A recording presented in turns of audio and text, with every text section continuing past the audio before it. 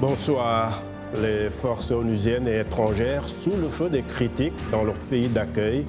Des manifestations ont éclaté à Béni, dans l'est de la RDC, contre la MONUSCO, avant de se propager dans d'autres localités comme Goma et Butembo.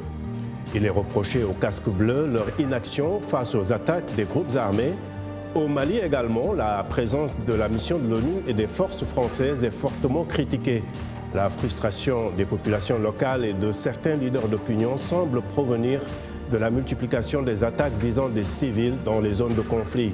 Et pourtant, ces forces ont pour, entre autres missions, la protection des civils. Mais ont-elles les moyens pour faire leur travail? La nature de leur mandat leur permet-elle de répondre efficacement à ces menaces? Les critiques sont-elles justifiées? Autant de questions que nous allons aborder au cours de ces 30 prochaines minutes.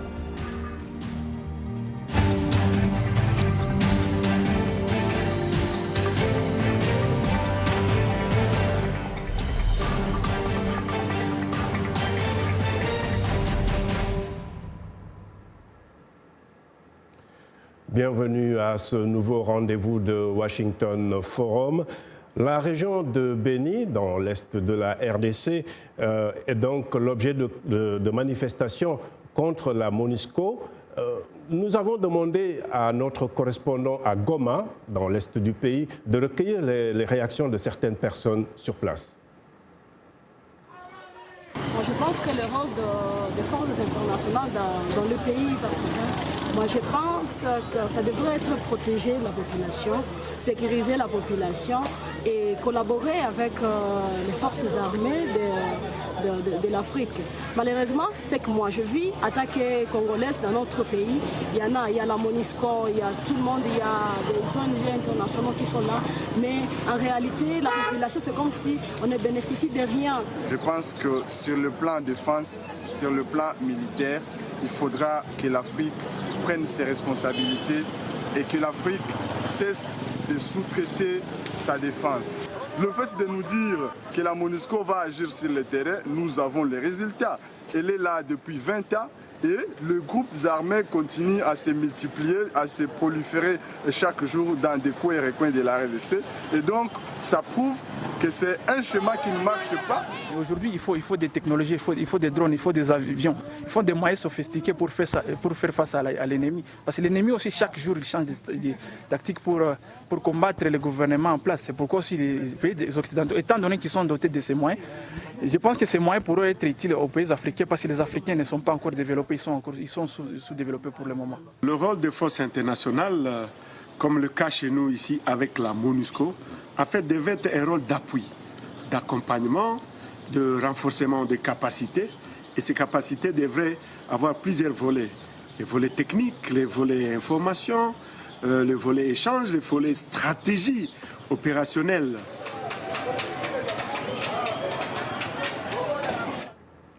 Voilà donc des propos recueillis à Goma par notre correspondant Charlie Kasereka. Et pour le débat, nous avons 3 invités de nos studios de New York. Jean-Victor Kolo, porte-parole de 3 anciens présidents de l'Assemblée générale des Nations unies. À Bamako, nous avons Baba Dakono, chercheur à l'Institut d'études de sécurité. Et nous aurons certainement à Béni Nike Kibel-Beloka, journaliste d'investigation et directeur de publication du journal Les Coulisses. Alors je démarre avec vous, Jean-Victor. Vous avez servi dans 10 missions de maintien de la paix, dont 2 fois en RDC. Quand les populations disent que la MONUSCO ne fait pas assez pour les protéger des exactions de groupes armés comme les ADF, c'est une critique que vous comprenez? Écoutez, j'ai regardé avec beaucoup d'émotion ces images venant de Goma où j'ai servi en 1994, peu après le génocide au Rwanda. C'est donc une ville que je connais. Le Congo, c'est un pays pour lequel j'ai beaucoup d'affection. J'ai servi par ailleurs longtemps après dans d'autres endroits au Congo, notamment dans l'Équateur et dans le Kasaï. Pour ce qui concerne le maintien de la paix, c'est toujours une équation très difficile parce que la paix ne peut en réalité être préservée que quand les diverses parties souscrite, n'est-ce pas, souscrivent à quelque chose de fort et de solide. L'ONU est là pour accompagner des processus. Et dans toute mon expérience dans le maintien de la paix, dans des missions, que ce soit en Afrique, dans les Amériques ou même en Europe, au Kosovo, force est de reconnaître que l'ONU n'est pas la panacée. L'ONU arrive dans des situations très souvent à l'invitation de gouvernement et il est très important donc que tout le monde comprenne parfaitement les responsabilités des uns et des autres. Pour ce qui concerne le Congo, il y a évidemment beaucoup de choses à faire, mais je crois que le soutien que les Nations Unies, et notamment que le secrétaire général, accorde à l'Union africaine dans une approche où nous devons travailler ensemble, mais aussi avec les organisations régionales et sous-régionales. Je pense que ça, c'est la clé, c'est la solution.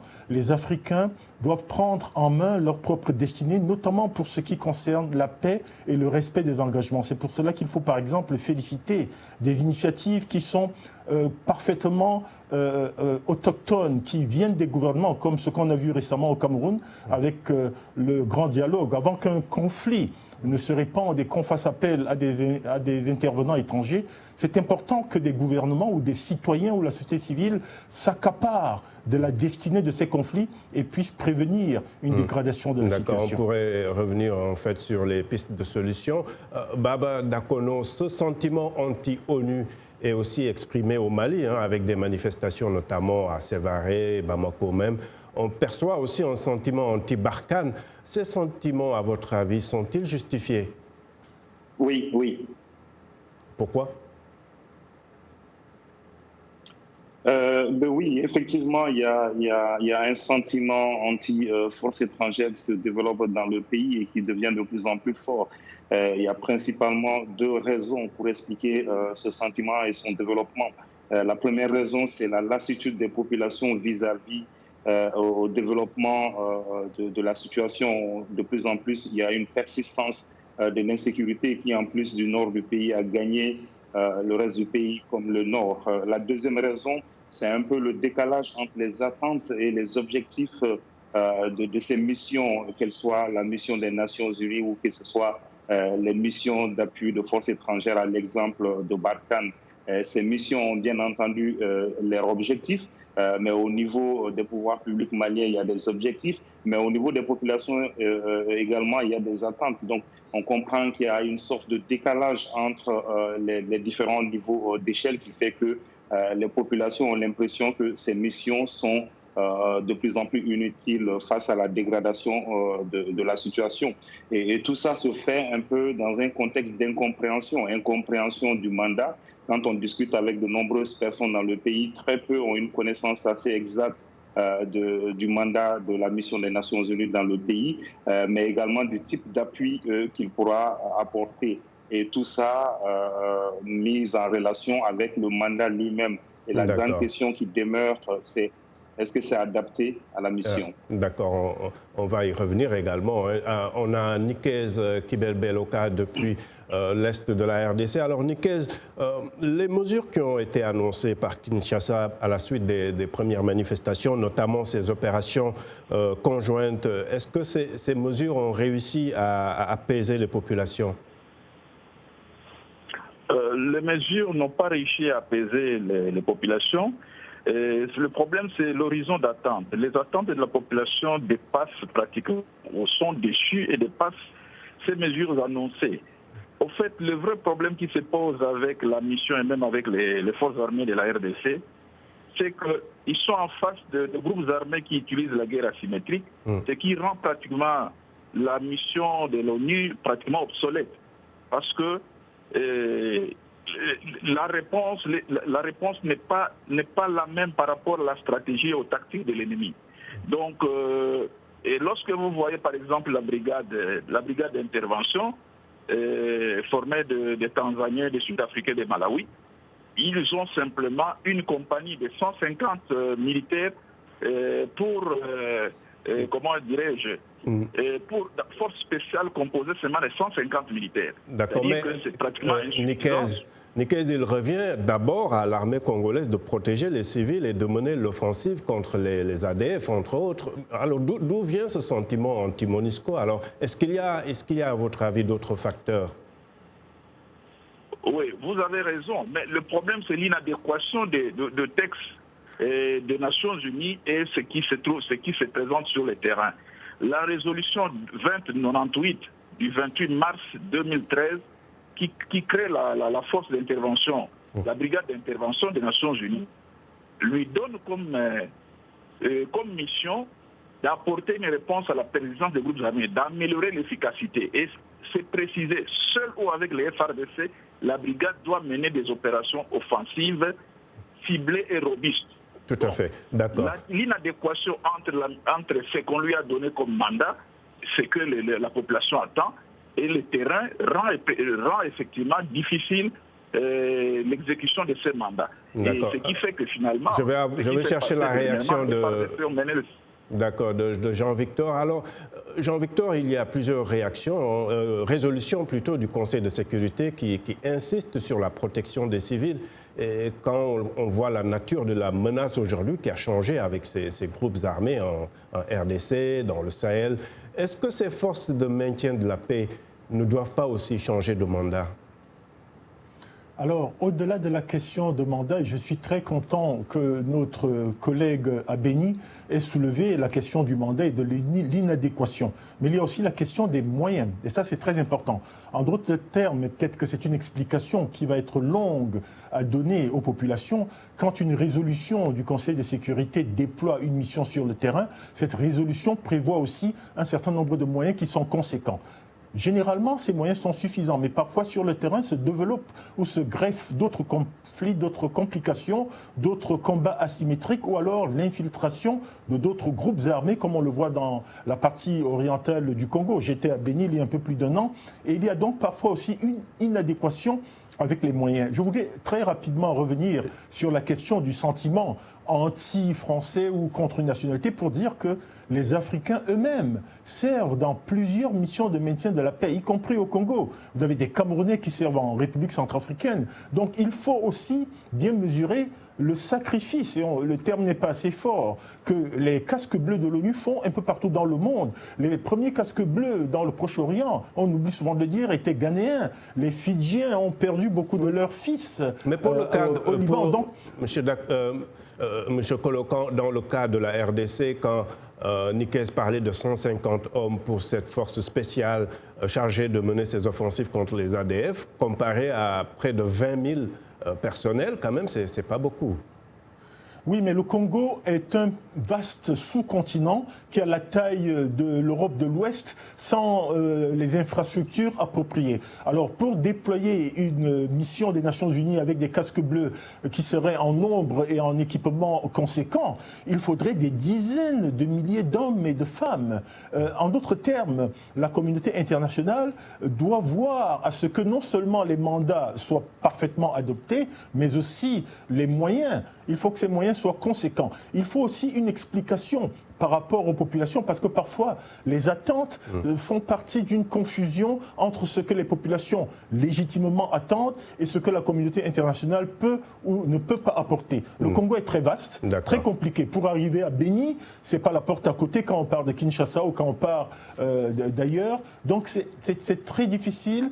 En réalité, la solution réside dans le fait que les populations, la société civile et les parties prenantes au conflit doivent éviter que ces situations arrivent. L'ONU en elle seule... La prévention, en fait. D'accord. C'est ça, c'est le plus important. D'accord. Baba Dakono, les forces étrangères et onusiennes sont critiquées, certains demandent même leur départ, mais si elles n'étaient pas là, la situation pourrait être pire, non? Est-ce que ce n'est pas un peu injuste de s'en prendre à elles de cette manière? Oui, la question peut être vue sous cet angle. C'est vrai que déjà depuis 2013, l'intervention franco-africaine a permis de stopper quand même la descente des groupes armés qualifiés de terroristes vers le sud du pays. Donc c'est un tournant décisif dans tout ce qui a suivi après, y compris le déploiement de la mission onusienne. Donc on peut de façon tout à fait hypothétique, penser qu'en l'absence de ces forces étrangères, ces groupes qualifiés de terroristes pourraient avoir pour cible le reste du pays et même la capitale Bamako. Mais c'est vrai qu'il y a une sorte de... Parce qu'on est quand même dans une phase extrêmement ingrate de tout ce processus, parce que des efforts sont déployés, mais ces efforts, pratiquement les résultats ou les retours positifs de ces efforts ne sont pas perçus et visibles sur le terrain. Comme je l'ai dit au début de mon propos, il y a quand même une persistance de l'insécurité, sa diffusion dans le reste du pays. Donc c'est fondé sur ce sentiment que les réponses apportées, y compris par le gouvernement, par la mission onusienne, par le partenaire militaire français, ne parviennent pas. Voilà, ne sont pas adéquates. Donc, c'est en fait des interrogations tout à fait légitimes. Et tout ça, ce que je disais, mis en rapport avec l'attente et l'incompréhension. Parce que quand on discute avec les Maliens, on a le sentiment que très peu comprennent le rôle des Nations Unies, le rôle de la mission Barkhane. Okay. Voilà. Donc, il y a une confusion. Voilà. On est dans une phase de confusion qui explique un peu ce sentiment et également de lassitude face à une situation qui perdure depuis presque 6 ans.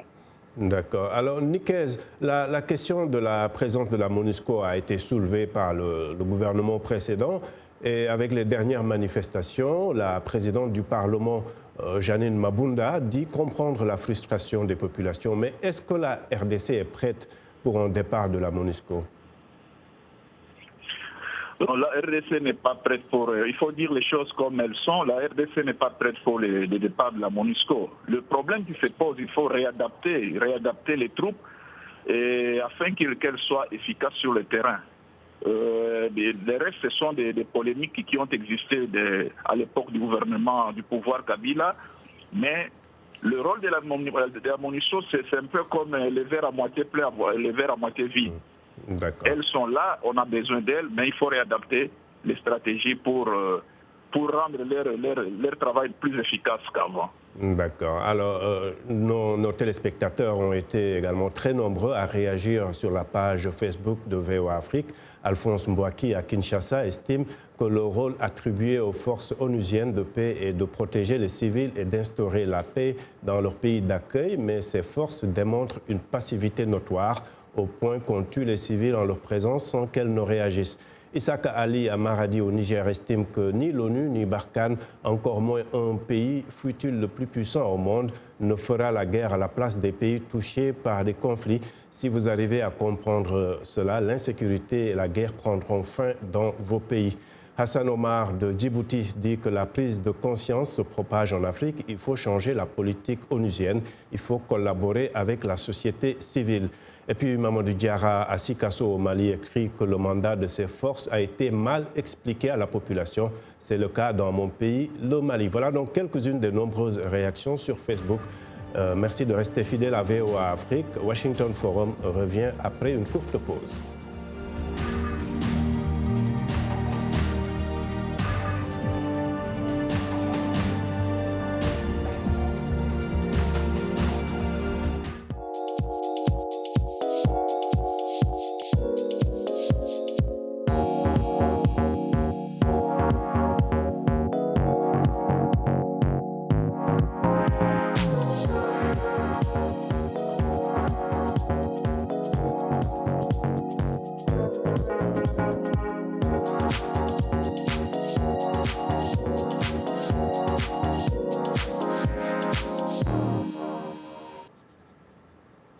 Heureux de vous retrouver pour la seconde partie de Washington Forum. Abdourahmane Dia à la présentation.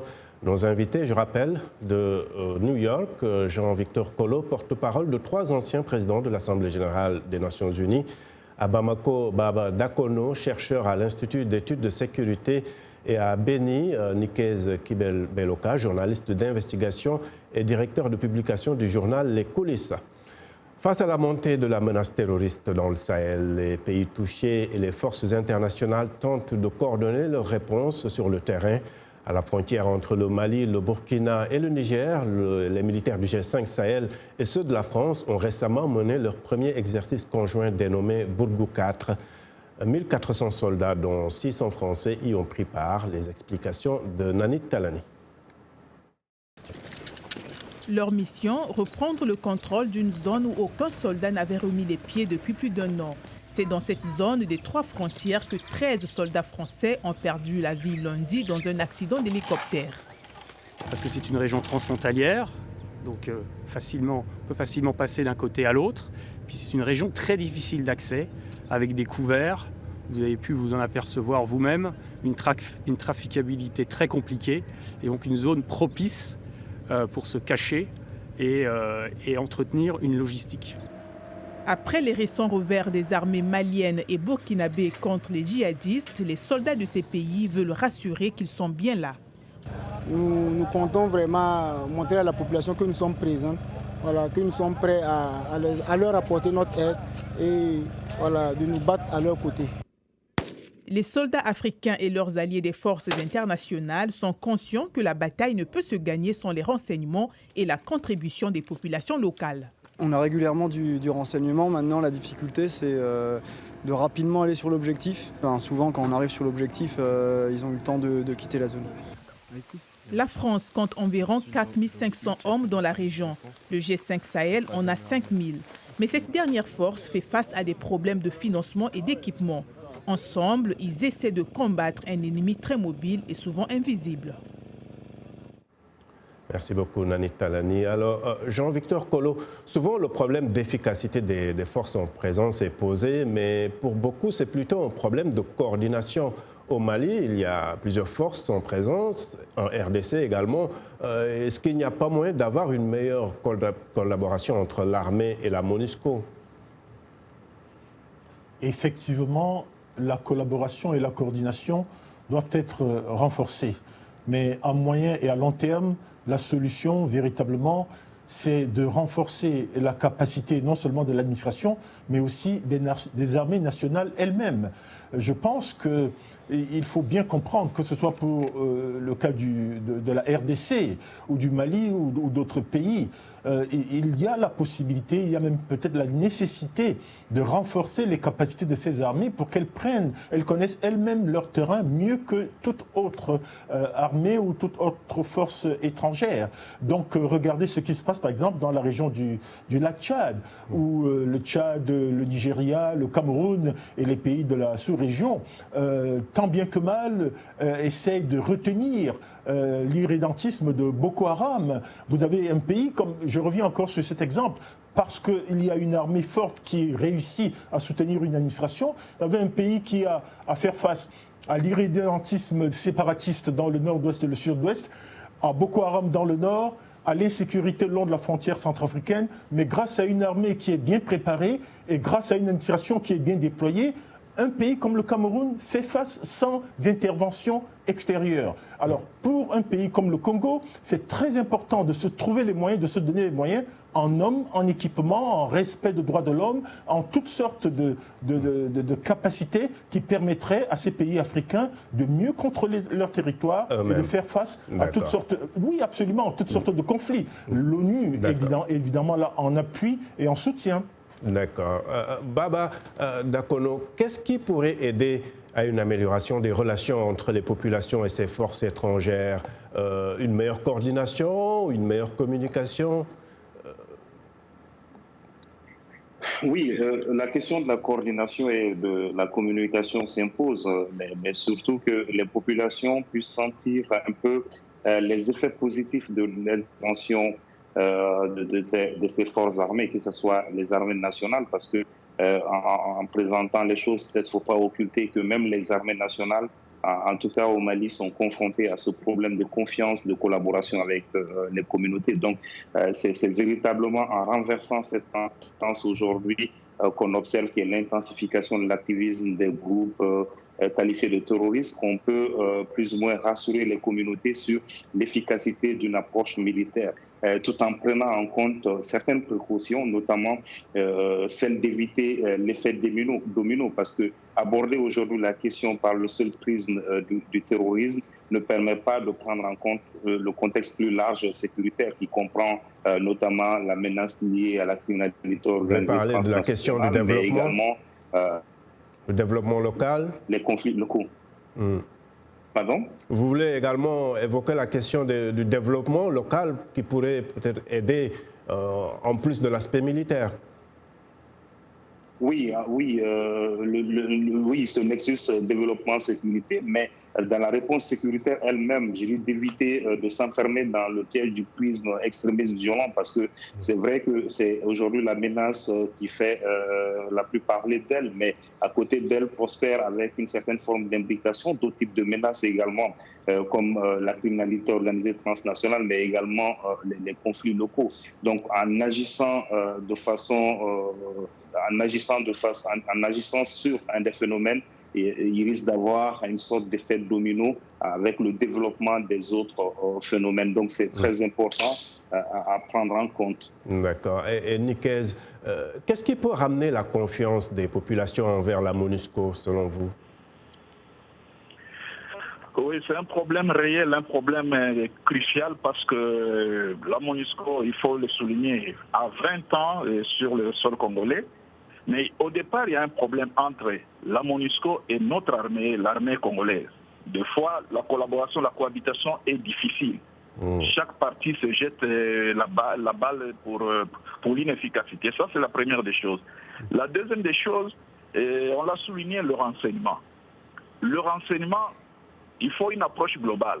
Et dans le cas, par exemple, qui nous concerne de la RD Congo, les rebelles et les groupes armés ont une vie de plus de 20, plus de 30 ans. Ils ont tissé des relations avec la population. Il devient difficile de séparer la population de ces groupes armés parce qu'il y a même des relations économiques, des relations de développement. Mais le vrai problème aussi se pose au niveau de la communication. De part et d'autre, que ce soit au niveau des FARDC, Forces armées de la RDC ou de la MONUSCO, on communique très mal, ce qui fait que chacun essaie d'apprécier, de lire selon son appréhension et de tirer des conclusions. D'accord. Et on va revenir à vous, M. Kolo, pour terminer, disons, en une minute. Quelle est votre vision, disons, notamment pour la RDC, qui est un peu la dernière actualité? Quel est le plan des Nations Unies, en fait, pour un retour au calme et éventuellement un retrait progressif? Je parlerai en mon nom personnel. La RDC est un pays dans lequel j'ai travaillé et que j'adore. Les Congolais sont des gens formidables. Le Congo à lui tout seul pourrait fournir l'énergie de par sa capacité hydroélectrique à tout le continent africain et bien au-delà. Je pense qu'il ne faut pas se limiter aux questions de coordination entre les forces onusiennes et les forces locales. Je pense qu'il faut véritablement aller au cœur des problèmes. Les Congolais eux-mêmes, tout comme les Maliens eux-mêmes, tout comme les Camerounais eux-mêmes, tout comme les Africains eux-mêmes, doivent dans un premier temps régler leurs problèmes d'abord. Quand vous avez éviter que ça arrive. Éviter d'abord. Éviter d'abord. Et même quand ça arrive, on peut s'asseoir, on peut se parler, on peut faire des dialogues nationaux en interne. Il faut comprendre que quand il y a des combats communautaires, vous avez beau chercher le meilleur des étrangers, la meilleure des forces qui vient de loin, tant et aussi longtemps qu'entre frères, on ne peut pas se parler. Quand des communautés sur la base de la religion, de l'ethnie ou même de la région se battent, ça ne peut pas aller. Le Congo est en réalité un moteur de l'Afrique, et même je dirais un moteur du monde, qui attend simplement d'être en paix pour contribuer à l'essor d'un continent fabuleux. Ce pays est un sous-continent en lui-même. Il a tout ce qu'on veut comme fleuve, comme richesse, comme hommes et comme femmes. Vivement la paix, mais la paix commence entre frères et sœurs avant de faire appel aux étrangers. Et les étrangers seront là pour l'appuyer. Voilà, donc merci beaucoup. Nous arrivons au terme de ce Washington Forum. Merci à nos invités et à vous qui nous avez suivis. Vous pouvez retrouver cette émission sur notre page Facebook et sur notre site Internet, sans oublier nos télépartenaires sur le continent. Je remercie toute l'équipe de production. À très bientôt. Au revoir.